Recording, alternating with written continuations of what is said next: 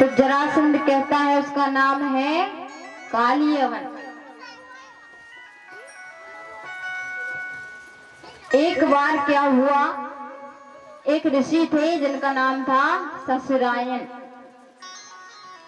ससुरायन जो ऋषि थे तो उनके जो साले साहब थे, उन्होंने किसी बात को मजाक में लेकर उनको ऋषि को नपुंसक बोल दिया था। तो ये बात उनके हृदय में चुभ गई। ये बात चुभ गई उनके हृदय में, तो उन्होंने शिव जी की घोर तपस्या की, बरसों तपस्या की। शिव जी प्रसन्न हुए, कहो क्या चाहिए। तो ससुरायन कहते हैं कि मुझे ऐसा पुत्र दो जो अजय हो। महादेव ने कहा तथास्तु, वचन दे दिया। अब महाराज ससुरायन आ रहे हैं। एक सरोवर था महाराज, वहां पर एक रंभा नाम की स्त्री, यानी वहां पर रंभा नाम की स्त्री बहुत सुंदर थी, जो अप्सरा थी, जो वो उस सरोवर में स्नान कर रही थी। महादेव जी का वरदान था। ससुरायन ने रंभा को देखा और रंभा ने ससुरायन ऋषि को देखा। दोनों में प्रेम हो गया, साथ रहने लगे। महाराज महादेव जी के आशीर्वाद से उनको एक पुत्र होता है, जिसका नाम रखा कालियावन। पुत्र होता है और 1 साल उनके साथ में रहती है रंभा, और वह देवलोक के लिए चली जाती है। पुत्र होने के बाद पुत्र को सौंप दिया ससुरायन को, वह उसका लालन पालन करता है। एक राजा थे, उनका नाम था तालजंग। भगवान ने उनको सब कुछ दिया था, केवल उन्हें संतान नहीं दी थी। अब एक ऋषि कहते हैं कि आप आनंदेश्वर एक गुफा है, वहां पे महादेव जी निवास करते हैं, तो आप जाइए। तो तालजंग जो राजा था वह जाता है उनके पास में, पुत्र की कामना से जाता है। तो महादेव जी कहते हैं कि आप जिसके लिए आए हो वह जन्म ले चुका है। उन्होंने बताया कि आप वहां जाइए ससुरायन के पास और उनके पुत्र को गोद लेकर उसे अपना दत्तक पुत्र बना लीजिए महाराज। तो राजा जाते हैं तालजंग ससुरायन के पास, उन्होंने बताया, सारा वृत्तांत बताया। तो ससुरायन अपने पुत्र को राजा तालजंग को देकर अपने भक्ति में लीन हो जाते हैं। तो ये कालियावन किसका पुत्र है? ससुरायन और अप्सरा रंभा का। तो आज सल कालियावन के बारे में ही बात कर रहा है कि मैं एक ऐसे शक्तिशाली राजा को जानता हूं जो अस्त्र शस्त्र से नहीं मरता, अजय है। तो महाराज आज 18वीं बार जरासंध लड़ने के लिए आता है, फिर हार जाता है।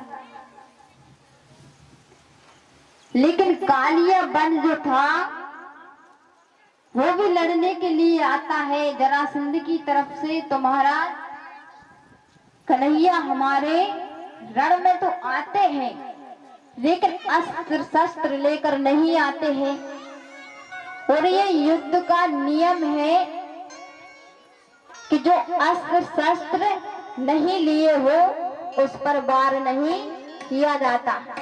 कुछ नियम होते हैं युद्ध के। तो कालियावन कहता है, अरे आप ऐसे क्यों आए हो? अब कन्हैया कुछ जवाब नहीं देते हैं और भागने लगते हैं। एक पहाड़ के ऊपर भागने लगते हैं और जब रण में से कन्हैया भागे तो उनका क्या नाम पड़ा? रणछोड़। अब कन्हैया भागते हैं, क्यों भागते हैं? वहां पर क्या था ऐसा? पहले इसको जानते हैं कि वो उस पहाड़ के ऊपर गुफा की ओर भाग क्यों रहे हैं। पहले देवासुर संग्राम हुआ था। आप सभी ने सुना होगा देवासुर संग्राम। पहले दैत्यों और देवताओं के बीच में महासंग्राम हुआ था। तो मानधाता के पुत्र थे मुचकुंद जी। तो इंद्र उनसे सहायता मांगने के लिए आया था। दैत्यों से युद्ध था। वो बहुत शक्तिशाली थे मानधाता के पुत्र मुचकुंद जी। तो उनसे सहायता मांगने के लिए आए। तो मुचकुंद जी इंद्र के साथ में चलते हैं। उन्हें युद्ध करते करते 1 वर्ष बीत गया। सत्य की जीत होती है, अधर्म की हार होती है। दैत्यों की हार हुई और देवताओं की विजय हुई। अब मुचकुंद जी कहते हैं कि इंद्र, मुझे अब अपने घर वापस जाना है। तब तो इंद्र कहते हैं मुचकुंद जी से कि वहां पर अब आपका कोई नहीं है। तो मुचकुंद जी कहते हैं, इंद्र तुम ये क्या कह रहे हो? इंद्र कहते हैं, हाँ मैं सत्य कह रहा हूँ। आपको पता है, आपको यहाँ युद्ध करते करते पूरा 1 वर्ष हो गया। अब महाराज, देवताओं का 1 दिन होता है तो हमारे कलयुग में 1 वर्ष हो जाता है।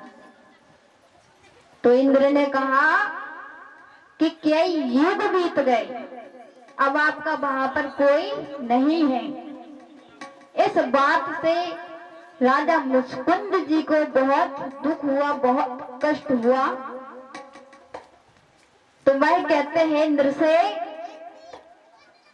कि मुझे अब शरीर में थकान सी हो रही है, मैं सोना चाहता हूं। तो इंद्र कहते हैं कि ठीक है। तो इंद्र जी उनको साथ में वरदान देते हैं कि जो तुम्हें नींद से जगाएगा वो भस्म हो जाएगा। आप समझिए कन्हैया कितने चतुर हैं, कहां दिमाग लगाया उन्होंने। और मुचकुंद जी उस गुफा में सो गए। अब कन्हैया आगे आगे और कालियावन उनके पीछे पीछे। अब कन्हैया आगे आगे चले जाते हैं, दौड़ते हुए जाते हैं। कालियावन कहता है, अरे भगोड़े, आज तुझे मुझसे कोई नहीं बचा सकता। कन्हैया मुस्कुराते जा रहे हैं, भागते जा रहे हैं। बोले देखते हैं कौन बचता है। अब कन्हैया आगे आगे जाते हैं और मुचकुंद जी जहां सो रहे होते हैं वहां जाकर कन्हैया अपना पीतांबर उनको उड़ा देते हैं और पीतांबर को उड़ा देते हैं और कन्हैया हमारे छिप जाते हैं। हमारा कालिया बनाता है क्योंकि उसको तो वरदान है, वो अस्त्र शस्त्र से मर ही नहीं सकता, अजय है। उसने देखा कि एक कन्हैया देखो कैसा नाटक कर रहा है। कालियावन कहता है कि ये नौटंकी यहाँ नहीं चलेगी, जो तू गोकुल में करता था, गोपियों को परेशान करता था, माँ यशोदा से बोलता था कि मैया मैंने कुछ नहीं किया, आज नहीं चलेगा ये। और कालिया बनाता है, गुस्से में पैर की ठोकर मारता है, तो मुचकुंद जी की नींद खुल जाती है। और जैसे ही मुचकुंद जी ने आंखें खोली, कालियावन का गोविंदाय नमो नमः हो गया।